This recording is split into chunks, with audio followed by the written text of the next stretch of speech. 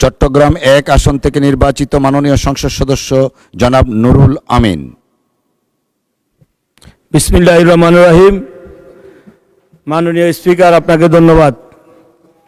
আমি সর্বপ্রথম মহান রাব্বুল আলামিনের দরবারে শুকরিয়া জ্ঞাপন করছি, এই মহান সংসদে আমাকে দাঁড়িয়ে কথা বলার তৌফিক দান করেছেন, আলহামদুলিল্লাহ। আমি গভীরভাবে কৃতজ্ঞতা প্রকাশ করছি গণপ্রজাতন্ত্রী বাংলাদেশ সরকারের মাননীয় প্রধানমন্ত্রী আমাকে সর্বাত্মকভাবে সহযোগিতা করে উনি আন্তরিকভাবে প্রচেষ্টার মাধ্যমে আমাকে অবহেলিত মিরসরাইবাসীর পক্ষে কথা বলার সুযোগ করে দিয়েছেন।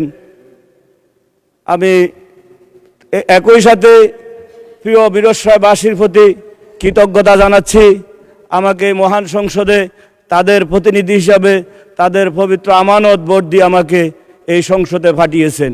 আমি মিরসরাইবাসীর প্রতি কৃতজ্ঞতা জানাচ্ছি।